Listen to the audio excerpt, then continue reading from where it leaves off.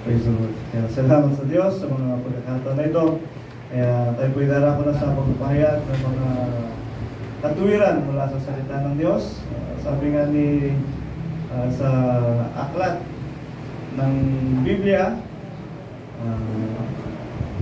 sa kanyang mga salita ay magbulay-bulay tayo, at sa kanyang kautusan ay tayo ay ating pag-aralan araw at gabi. Amen. Upang tayo ay magkaroon ng katiwasayan at kapanatagan sa mga bagay na ito. Amen. Ang ating kagalakan ay sa presensya ng ating Panginoon. Amen. Pagbubuli at pag-aaral ng kanyang mga salita. Yan, narito si Brother Joseph. Praise God. Salamat po, Pastor, sa pagkakataon muli na tayo po ay nagkatipon upang magbulay-bulay ng salita ng Diyos. Akala ko nga nandito si Pastor David. Yung nandun po ako sa Sidar kahapon. Kaya huli ng Panginoon, hindi ko inaasahan na tatayo ako ngayon, mga kapatid. Praise God.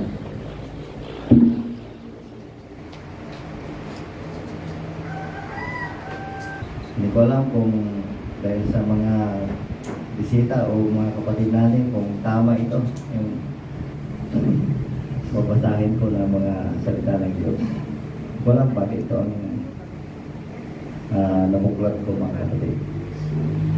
Pero ganun pa man ay ito naman ay salita ng Diyos, mga kapatid. Hindi siguro pinag-usapan kung ano ang laman nito, hindi ang pagpapala ang hatid nito, mga kapatid. Malakay chapter 4 verse 1 to 6. Nakikita natin ito, mga kapatid. Ayan. Naipupos ni Pastor ito. Sapagkat narito ang araw ay dumarating na naginingas na parang murno, at ang lahat ng napalalo at lahat ng nagsisigawan ng kasamaan ay magiging parang dayami. At ang araw na dumarating ay susunog sa kanila. Sapagkat sabi ng Panginoon ng mga hukbo na anupat hindi mag-iiwan sa kanila ng kahit ugat ni sangaman. Diretso ba? Ngunit sa inyo na nangatatakot sa aking pangalan ay sisikat ang araw ng katwiran na may kagalingan sa kanilang mga pakpak. At kayo'y magsisilabas at magsisiluksong parang buya mula sa silungan. Ito na lang. At inyong yayapakan ang masama, sapagkat sila ay magiging abo sa ilalim ng mga talampakan ng inyong mga paa sa kaarawan ng aking gawin, sabi ng Panginoon ng mga hukbo. Diretso. Alalahanin ninyo ang kautusan ni Moises na aking lingkod, na aking inutos sa kanya ni Horeb para sa buong Israel, na may mga palatuntunan ng mga kahatulan. Narito aking suguin sa inyo si Elias na propeta bago dumating ang dakila at kakilakilabot na kaarawan ng Diyos. At kaniyang papagbalikin loob ang puso ng mga ama sa mga anak at ang puso ng mga anak sa kanilang mga magulang. Baka ako'y dumating at saktan ko ang lupa ng sumpa.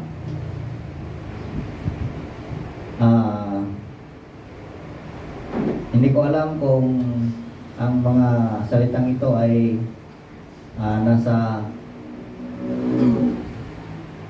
kamalayan ng inyong puso o ng inyong pag-iisip, mga kapatid.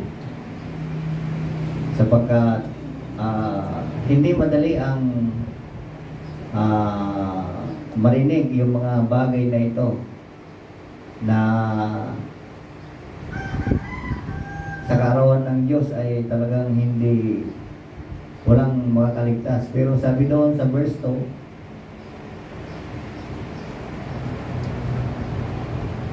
ngunit sa natatakot,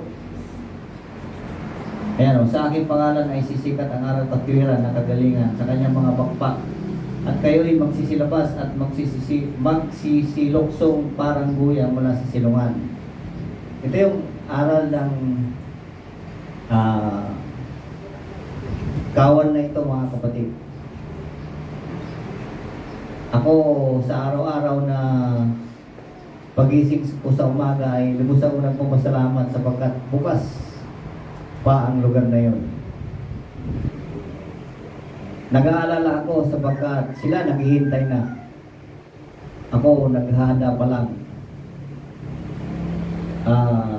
Siguro kunting-kunting panahon na lang, mga kapatid, ay mangyayari na rin yung magiging panatag din ako, pastor.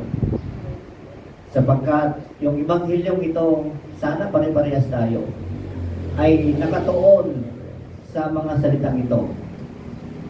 Marami akong narinig na bagay sa lugar na yan, na lagi ang ating iniisip, ang tao, ang laging iniisip ay ang sariling kagustuhan.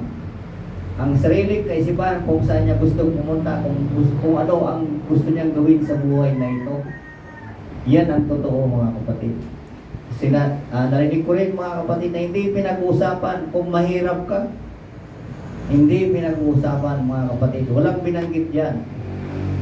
Ang sabi doon, sa mga natatakot sa aking pangalan. Hindi niya sinabing sa mga walang pera o mahirap, mga kapatid.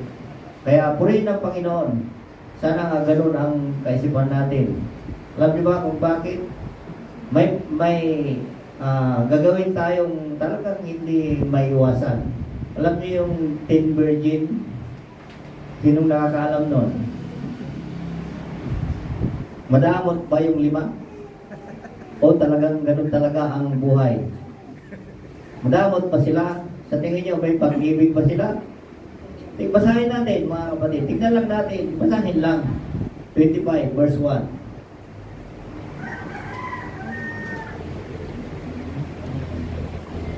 Matthew. Kala kayo ba sabi ko? Sorry. Konti lang naman ito. Hindi ko alam kung bakit nabuklat ko itong mga ito. Kung magkagayon ay magkakatulad ang karya ng langit na 10 dalaga na kinuha ang kanyang ilawan at magsilabas upang salubungin ang kasintang lalaki. Ito yung 10 virgin. Bago magpatuloy, balik mo nga doon muna malagay yun sa verse 3 ng 4, malakay verse 3. At inyong yayapakan ang masama sapagkat silang magiging mga apo sa ilalim ng inyong talampakan. Ang senaryo, lumabas na yung mga tao sa verse 2 sa kanilang silungan. Sa verse 3, siyempre lalabas sila. Yayapakan ang busa lang yung mga paa at karawan natin gawin, sabi ng Panginoon. Ngayon, ang tanong ko sa inyo, mga kapatid, bakit abo? Ang tao ba, yung buto ba, ilang taon bago matunaw sa tingin nyo? Sense nyo, ang tao, ang matutunaw kaagad yung laman. Pero sabi dito kasi abo.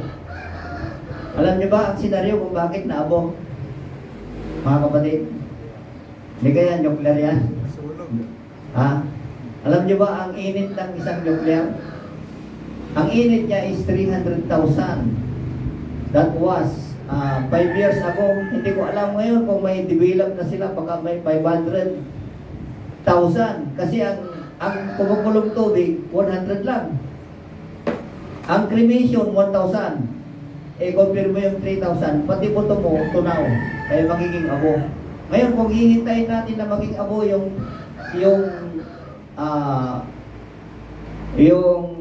buto, alam niyo ba kung ilang taon? Siguro sa bata 1,000 years. Siyempre medyo malambot yan. Kung may katandaan, baka 10,000 years. Ang taga nun, mga kapatid, bago maabo. Kaya may senaryo dito. Kaya sa akin, ang paniwala ko, kung ginamit nga yung mga nuclear na yan, sa kaarawan ng Diyos, abo ang magiging lahat ng tatamaan from zero ground, mga kapatid. Abo. hindi ka makakaligtas, mga kapatid. Kaya pati ang Biblia nagsasaysay na ng hindi pa niya alam yung nuclear na yan, pero bakit nabanggit na maabo ang tao balik mo na daw sa atin, Virgin. Basahin lang natin verse 2. At ang 5 sa kanila ay mga mangmang, at ang 5 ay matatalino. Ito lang, balagyan sapagkat nang dalhin na mga mangmang ang kanilang mga ilawan ay hindi sila nagdala ng langis. Datapot ang matalino ay nagdala ng langis sa kanilang sisidlan na kasama ng kanilang mga ilawan. Samantalang nagtatagal nga ang kasintahang lalaki at nangantok silang lahat at nangatulog. Verse 6. Dapat pagkaating gabi ay may sumigaw, narito ang kasintahang lalaki, magsilabas kayo upang salubungin siya. Verse 7, nang magkakayo'y magsibagbangon lahat ng mga dalagang iyon at pinagigi ang kanilang mga ilawan. At sinabi ng mangmang matalino, bigyan niyo kami ng langis sapagkat nangamamatay ang aming mga ilawan. Datapwat, nagsisagot ang matalino, nagsabi, baka sakaling hindi magkasya sa amin sa inyo, magkaroon muna kayo ng nagsibili at magsibili kayo ng ganang inyo. At samantalang sila'y nagpisiparoon sa pagbili, dumating ang kasintahang lalaki at ang mga naghanda nagsipasok sa nakasama niya ang pagiging ng kasalan ay nilapat ang pintuan. Si Pastor na ang magpapaliwanag yan, mas magaling siya. Pero noon, ang unawa natin noon, ito, parang Espiritu ito eh. Parang Espiritu Santo, di ba Pastor? Parang nagkulang ng Espiritu Santo. Papaliwanag ni Pastor mamaya. Hindi ko alam kung sa unawa nyo, iba-iba ang pagpapaliwanag, pero mas mataas yung mga talagang mas magaling. Revelation chapter 3 verse 16. Kaya sapagkat ikaw ay malahininga at hindi mainit o malamig man, ay isusuka kita sa aking bibig. Hindi ko alam kung nakakasunod ako din, mga kapatid. Ano bang pananampalataya na sa tingin nyo ay sa ating panahon ay nakakalugod sa Diyos? Magaling kang pumalakpak, magaling kang gumulong, magaling kang manalangin. It is a part. Pinakamaaga ka, pag nagsisimba, it is a part. Pero baka mas maganda na aayon ka sa paghahanda, iba niya yung paghahanda at pagtakas, mga kapatid. Baka mas nakakalugod yun. Purihin ang Panginoon, magandang umaga sa inyong lahat, mga kapatid. Papaliwanag ni Pastor yung Mamaya sana yun. Bahagi ng pagtuturo. Pero pwede na rin natin daanan. Pero mayroon akong naramdaman. May kunting kurot sa akin ng isang talata, 4:6 ng Malakis. Pero ito muna. Mamaya na lang yung 6. Tingnan nga muna natin yung 5.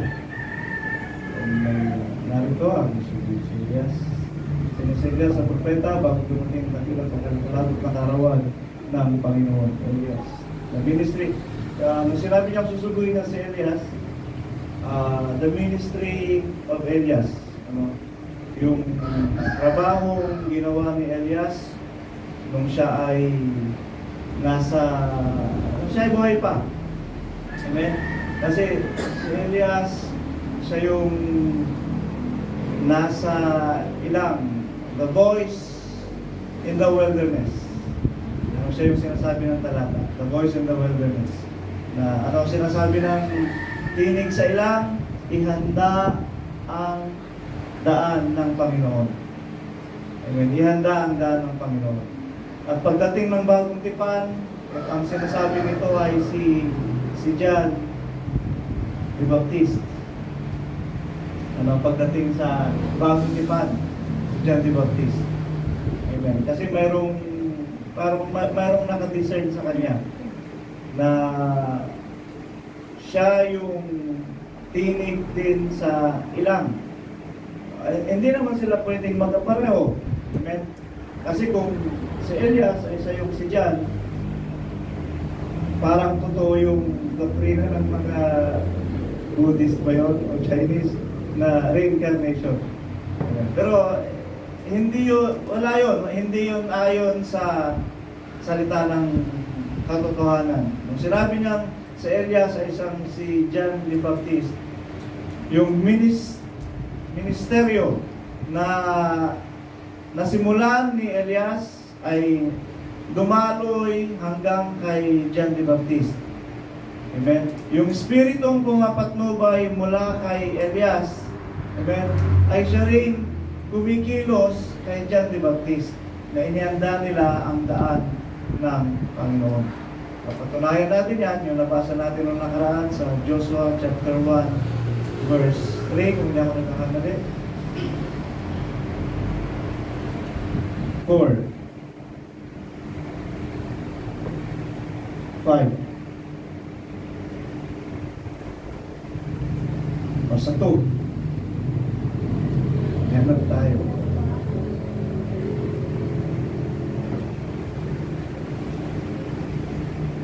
One.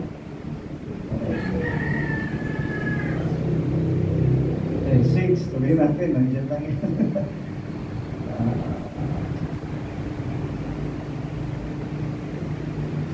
7.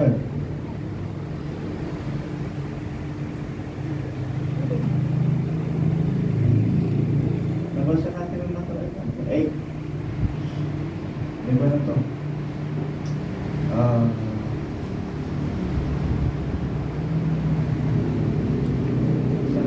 Parang nabasa natin ang nakaraan. Na yung espiritong pumatnubay kay Moses, yung espiritong pumatnubay kay Moses ay siya ring espiritong papatnubay kay Joshua. Nabasa natin yun nung nakaraan, di ba? Parang nandyan lang yan. Yung espiritong pumatnubay kay Moses, kasi nga, patay na si Moses. Yung, tapos, naging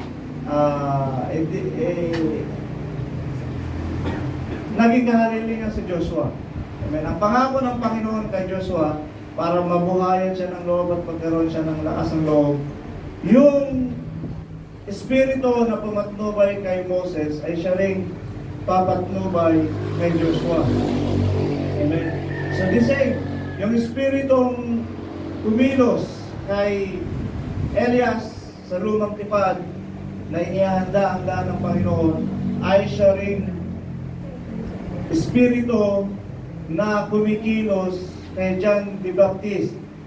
Amen. Nung sa panahon na naman ni John the Baptist. Amen.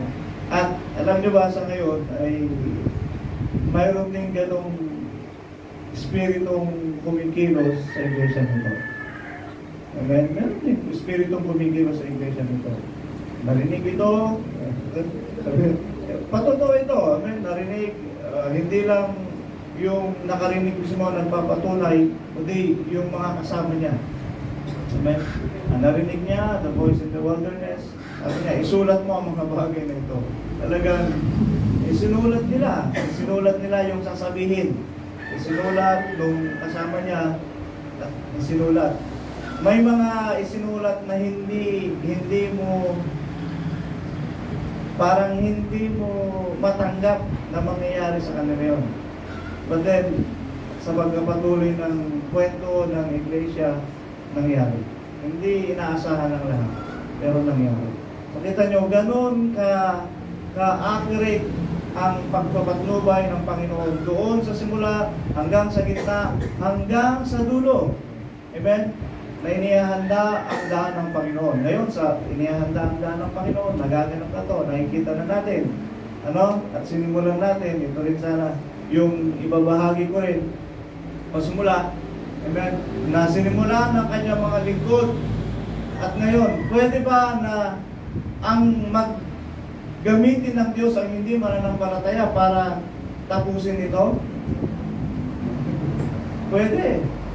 Pwedeng gumamit ang Panginoon ng mga hindi mananampalataya para yung sinabi ng tinig na patagin ang daan ng Panginoon na nasimulan ng mga mananampalataya ay pwedeng kahit hindi mananampalataya ay gamitin ng Diyos para ipagpatuloy ito. Amen? Which is, siyang patotoo ngayon sa atin. Kita niyo, yung hindi talaga inaasahan, magkakaroon ng daan doon sa 10th highway. Doon natin sinasabi na magkakaroon ng bundok ng bahay ng Panginoon. Pinagtulong-tulungan ng mga kapatid yan noon, ng mga kapatiran. No, yung mga bato, itinabi, ang lalaking bato, nagbidahan pangalan yung bato, talagang malalaking bato, binulat nila. Papagaling na. Katuwaan lang nila. Tapos nung napatag yun, nung naayos, nagkaroon ng daan, sinundan ngayon ng gobyerno. Ng DPWH, lalagyan ng highway doon sa bundok na yun. Kita nyo kung paano ginagawa ng Panginoon. At pwedeng mangyari yun. Pati ang templo. Sabi ko sa inyo noon na nakaharap ni Pastor Efren si Estrella. Kailan niya? Si Conrado Estrella III. Secretary ng Department of Agrarian Reform. Sa kalupaan yun. Ang sabi nila, pagka itong si Marcos ay umaalis, kasi nga hindi nga yung pagkasundo ng President at ang Vice President. Hindi na sa Vice iniiwan ng ang pagkakatiwala sa buong Pilipinas, doon na sa kanila, kay Australia. Nakaharap ni Pastor yun. Kaya sabi nga nila, malapit na tayo sa Malacanang. Dati, doon lang tayo sa sitio. Lumawak hanggang Barangay Diaz. Naging mabango tayo sa bayan. Nakarating ang kaluwalhatian ng lugar ng Sitar, nakarating kay Guipo. Panalawigan na yun. Ngayon, kita nyo, malapit na tayo sa Malacanang. Sabi nga ni Estrella, kung gusto nyo, bigyan ko kayo ng appointment kay Presidente. Kita nyo, ganun ang kaluwalhatian ng Sitar ngayon. Kung gaano kayabong, kung gaano na kalawak. Amen? Gaano na kalawak. Kaya, napaka-accurate nung salita ng Diyos na nagaganap sa atin. Amen? Salita ng aklat, ng hula na nangyayari sa atin. Kasi kung ganito tayong kalat-kalat, meron sa Mindanao, meron sa ganito, hindi tayo ganito sa kabango. Amen? Hindi nga tayo pinapansin. Pinupuntahan ba kayo rito ng kandidato sa mayor? Wala. Hindi tayo pinapansin. Pero kita nyo, nung tinipon tayo ng Diyos sa isang dako, nung umaano na yung kaluwalhatian ng Diyos sa lugar na yon. Kita nyo, ang bangunan natin kahit saan. Hangang-hanga sila kung paano na-establish yung lugar na yun. Kita nyo, Australia na. Purihan ng Panginoon. So ganun katakila ng kalooban ng Diyos sa iglesia nito. Amen. Sa atin, na kanyang mga itinakda. Yung sa 23, yung nasabi na ko sa inyo, yung hinukay doon na balon na dating minimina. Di ba may tubig yun?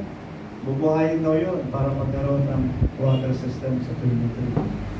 Amen. Sabi nga ng mga taga-Min, dapat ito rin ang gawin kung magkakaroon man.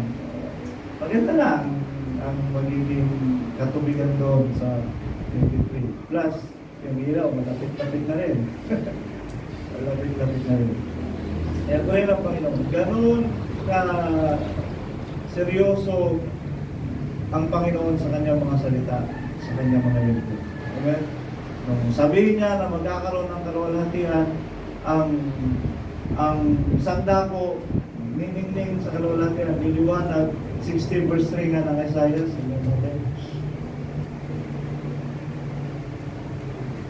I-research niyo mamaya, yung kay Joshua at kay Moses, meron na yun. Hindi ko lang. At lang sila, verse 2. Ay, 60 verse 2. Ayan. At ang mga bansa ay paroroon sa iyong liwanag at ang mga hari sa ningning ng iyong sikat. Ano? Verse 4. Sikat talaga. Sila palubog, tayo pasikat. Dalawa natin ang hinahanap ko. Verse 2 na lang, verse 2. Nandiyan siguro, ayan. Sapagat narito, tatakpan ng kadiliman ng lupa at ng salimod na dilim at ang mga bayan, ngunit ang Panginoon ay sisikat sa iyo at ang kanyang kaluwalhatian ay makikita sa iyo. Kita nyo, at nangyayari. Hanga sila kung paano umusbog yung Israel sa lugar ng ilang. Talagang namangha sila. Napabango na kahit saan. Diba? Kahit saan. Si Guico, pumunta doon mismo. Itong si Estrella, pinatawag si Pastor Efraim. Nag-usap sila. At kung anong pagpapala ang nakahandang ibigay ng gobyerno para sa mga Sidarian, malulula kayo. Diba? Malulula kayo. Talagang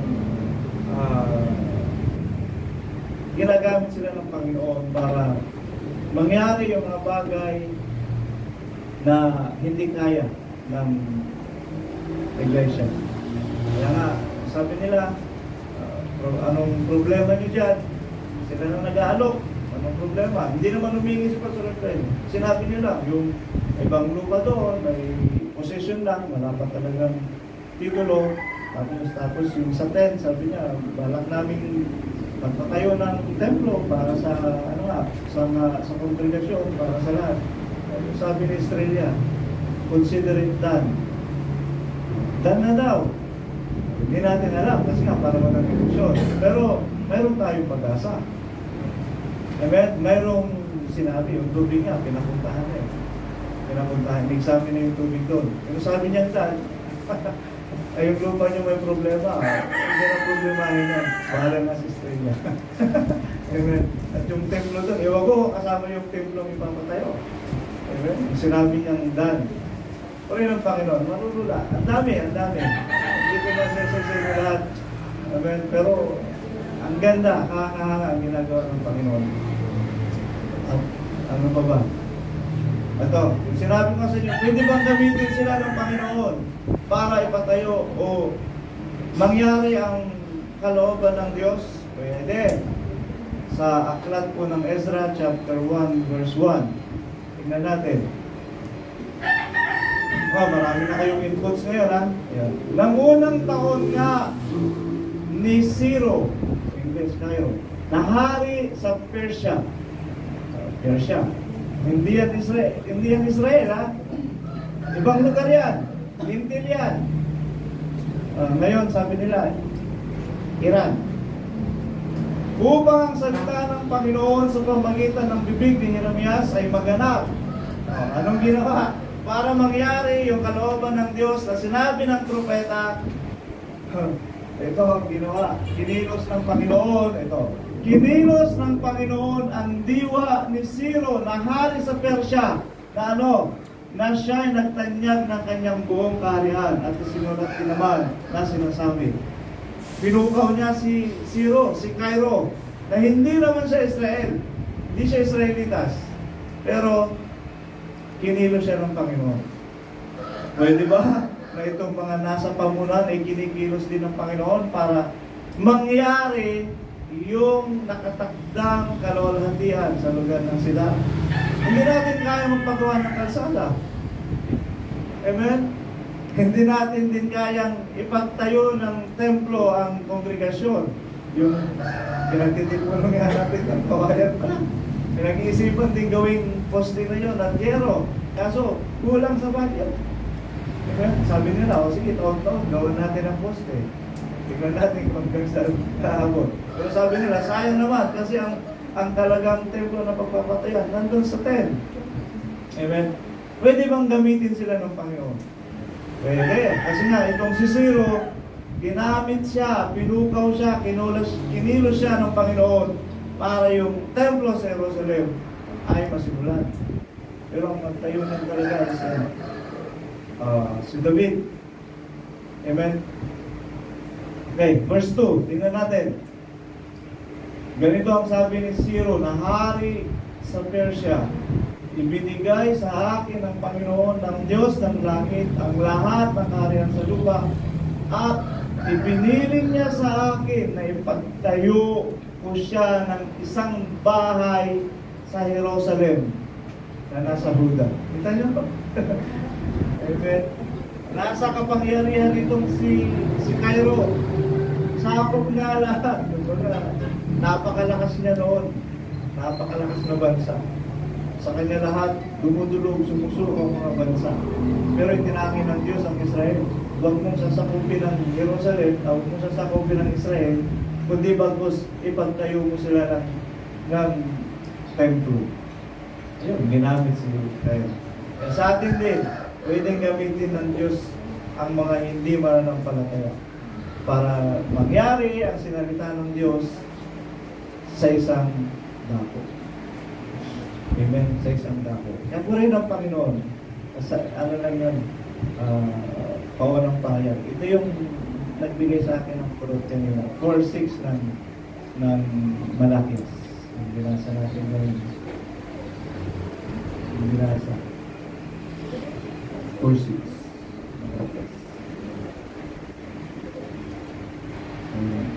At kanyang papagbabalikin loob ang puso ng mga ama sa mga anak at ang puso ng mga anak sa kanilang mga magulang. Baka ako'y dumating at saktan ko ang lupa ng sumpa. Amen. Nanunawaan mga kapatid? Kaya sa mga huling araw na ito, amen, sa mga huling araw na ito, isa sa gampanin ng mga lingkod ng Diyos, i-reconcile ang bawat pamilya. Amen? I-reconcile ang bawat pamilya. Para ano? Para magkaroon ng kalwalhatian ang Diyos. Amen? Kaya tinitipon tayo ng Panginoon bilang isang pamilya. Amen? Tinitipon tayo ng Diyos sa kongregasyon. At ang kongregasyon ay kinabibilangan ng mga pamilya. Kailangan magkaroon tayo ng magandang relationship in every family. Amen? Tingnan natin. Amen? Mga anak, ang sabi niya, magsipagbalik loob kayo sa inyong mga magulang. Amen? Pasakop kayo sa inyong mga magulang. Irespeto nyo ang inyong mga magulang. Igalang ninyo ang inyong mga magulang. Hanggat nandyan ang inyong mga magulang, kahit ikaw ay may pamilya na, pasakop ka pa rin. Amen? Irespeto mo pa rin. Submit yourselves to your parents. Ito ang marapat sa kalooban ng Diyos. Amen? Ito ang dapat maganap bago sa pagparito ng ating Panginoong Jesucristo. Family, reconcile yourselves as a family and as a family of God. Amen? Mga magulang, ipunin ninyo ang inyong mga anak. Amen? At pasakop tayo sa Panginoon. Kasi nga, binubuo niya tayo bilang isang kaharian. Amen? At sa isang kaharian, marapat lamang na bawat pamilya ay mayroong magandang relasyon sa isa't isa at mayroong magandang relasyon sa hari. Amen? Mayroong magandang relasyon sa hari. Tipunin ninyo ang inyong mga anak. Or else, ang sabi niya, dumating siya at saktan niya ang lupa ng sumpa. Ang hindi pasasakop sa magulang at hindi pasasakop sa Panginoon ay mapapahiwalay at daratnan ng sumpa. Nawa niyo mga kapatid, ang hindi pasasakop sa magulang, ang hindi pasasakop sa magulang at sa Panginoon, mapapahiwalay. Amen. At darat na ng sumpa, madadali ng Diyos sa lupa. Amen. So kung mahal natin ang ating mga anak, mahal natin ang ating mga magulang, magsama-sama tayo. Amen. Sa kalooban ng Diyos, ayon sa ipinapahayag ng Ebanghelyo ng Diyos. Amen. Dahil kung hindi tayo pasasakop sa Panginoon, darating ang sumpa na dadalhin ng Diyos sa lupa. Amen. At ang hindi nagpapasakop sa salita ng Panginoon, mapapahamak. Amen. Buti na lang, andito sila Brother Archie. Amen. Para sa atin ko lahat. Amen. Para sa atin ko lahat. Mga anak, tumaliwa kayo sa inyong mga magulang, pasakop kayo sa inyong mga magulang. Lalo na kung salita ng Diyos ang ipinangangaral sa atin. Amen. Tumalima tayo sa kanila at ibalik natin yung ating kasiglahan, lalong-lalo na sa pananampalataya. Ito ang kalooban ng Diyos. Amen. Para sa atin. Every family, tayo ay magkakaroon ng kaluwalhatian sa Diyos. Sabi nga ni Josue, as for me and my house, we will serve the Lord. Yun ang sinasabi ng talatang ito. Pagbabalik loob ng ama sa anak. Amen?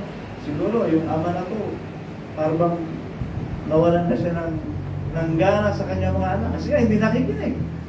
Bahala na kayo, hindi nakikinig. Pero ngayon, binubuhay ng Panginoon ngayon yung damdamin ninyo sa inyong mga anak. Minsan pa ako, sabi ko sila.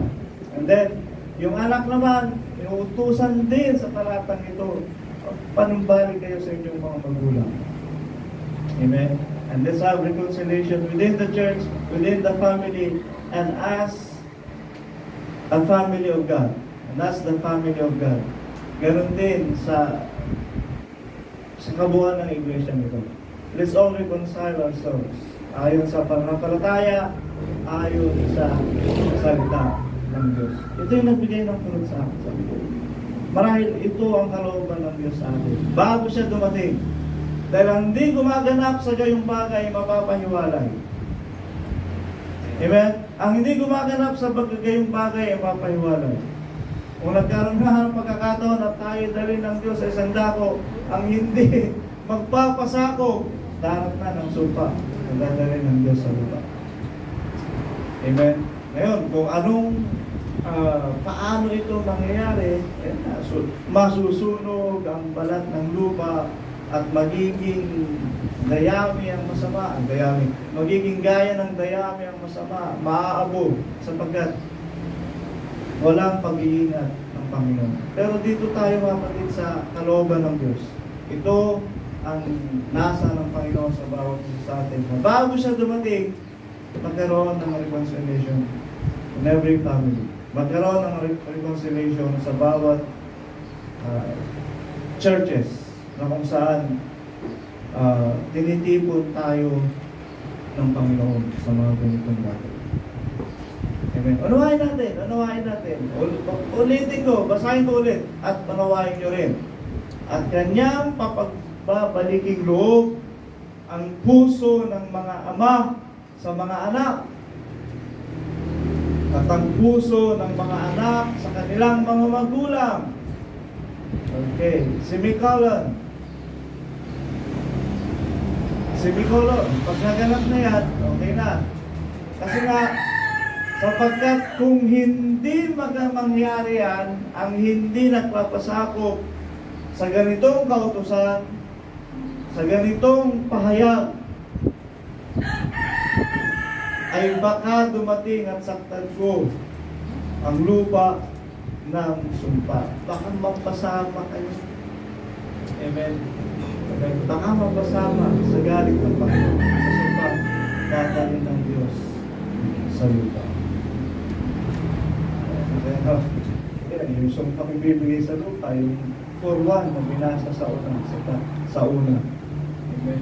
Malilipol ang lahat ng masama at sa mga nasa katuwiran naman ay sisilang sa kanila ang kaliwanagan ng salita ng Diyos. Amen. Kaya unawain natin ang bawat pagpapahayag ng mga katagang nito. Pray ng Panginoon.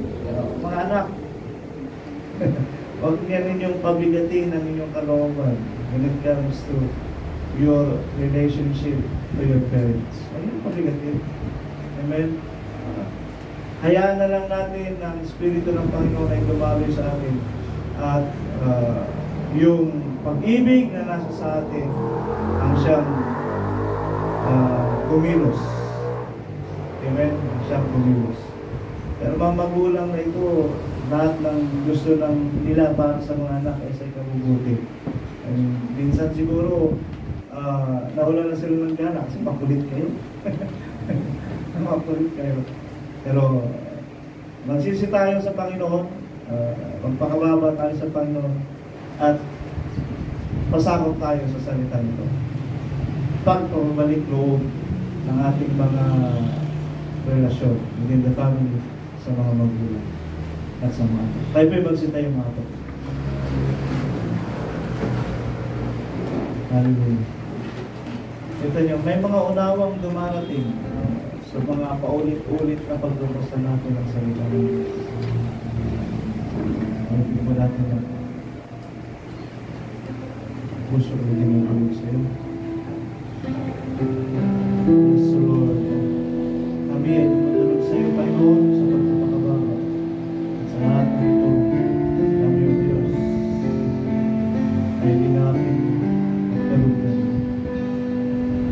Ang puso ko'y tulog sa'yo.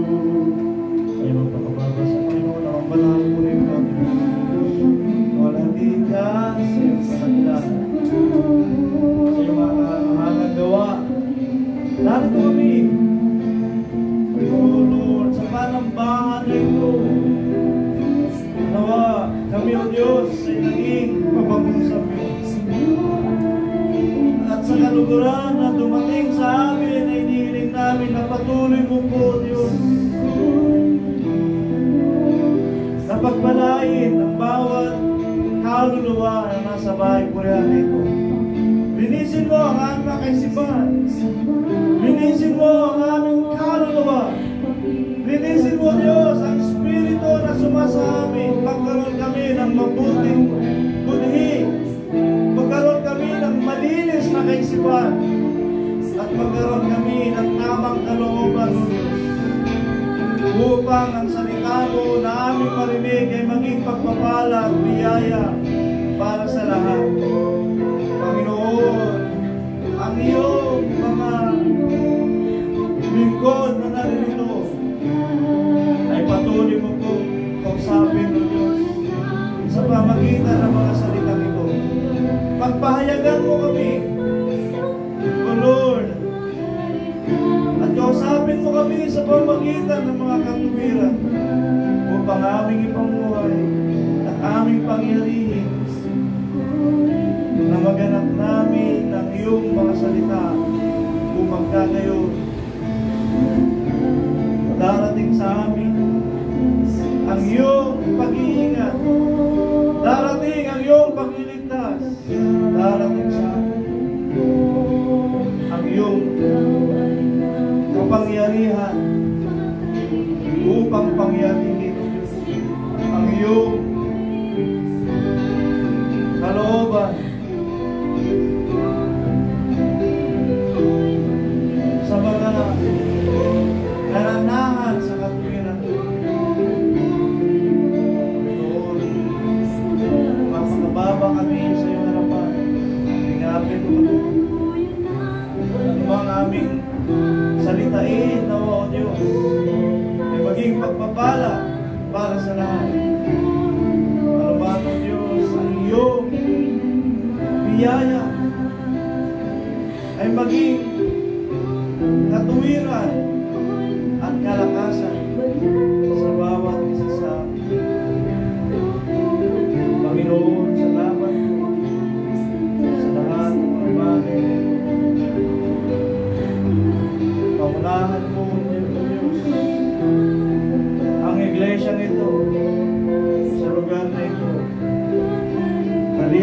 kami ng pag-ibig.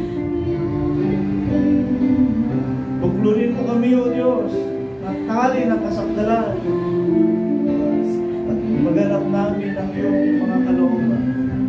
Panginoon, kami ay kaisa ng iyong mga lingkod na tinawag, O Diyos, sa sidara. Kami, Panginoon, ay may isang espiritu, kagaya din naman. Sakupin mo kami ng iyong katuwiran.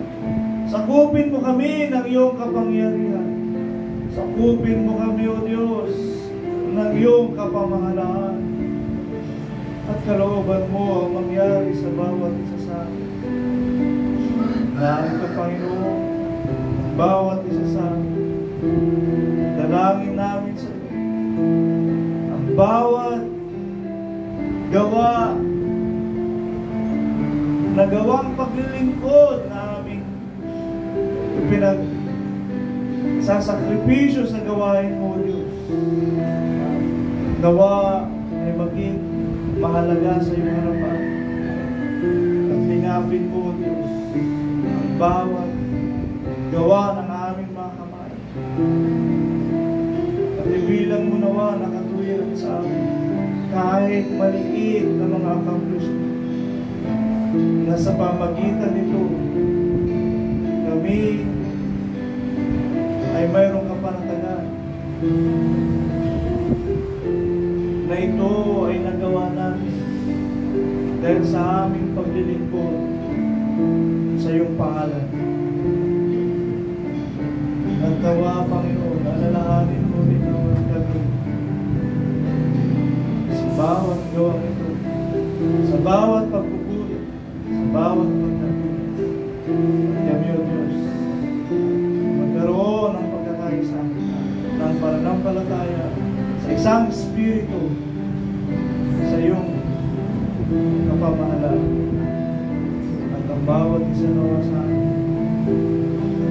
ay magkaroon ng kapanatagan at kapayapaan sa aming kalooban na aming napangyayan at nagaganap ang mga salita nito. O Lord, salamat po sa pagpapahayag ng mga salita.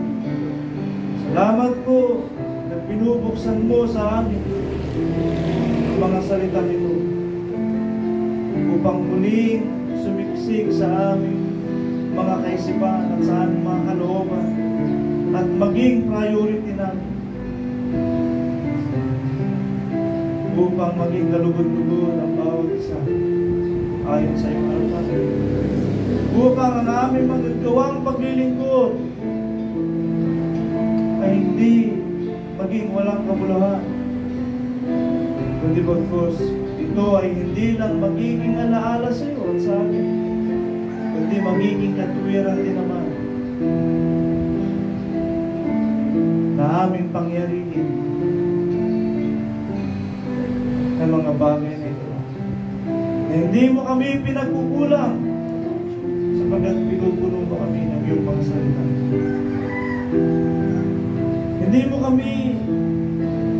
Hindi umiksi ang iyong mga kamay upang abutin kami sapagkat ang kapamahalaan mo ay dumadaloy hanggang sa mga kalilitan na bahagi ng iglesia nito. Sakupin mo po, Panginoon, ang bawat isa sa amin. Palakarin mo sa iyong kalooban. Take control of our lives, O Lord. Ang iyong kalooban, ang iyong nasa.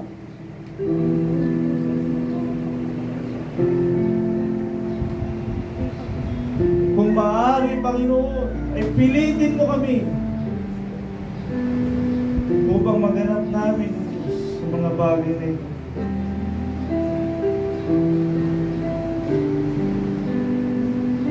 I-twist mo ang aming mga pag-isip, aming mga kalooban,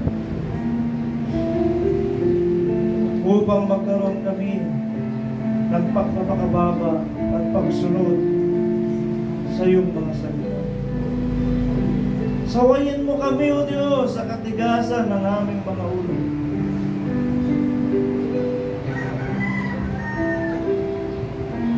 Linisin mo po kami, Panginoon. Salamat po sa iyong mga salita. Sumasaway sa amin. Salamat po sa iyong mga salita. Na sa mga damdamin namin, O Diyos, ay nararamdaman namin ang kapangyarihan nito. Na sa bawat pagpapahayag mo, kapangyarihan ang dumadalo sa bawat isa. Salamat po, Panginoon. Salamat po, Diyos. Panginoon, kilusin mo ang damdamin ng bawat isa sa amin. Ng ama sa anak, ng magulang sa kanyang mga magulang, ng anak sa kanyang mga magulang.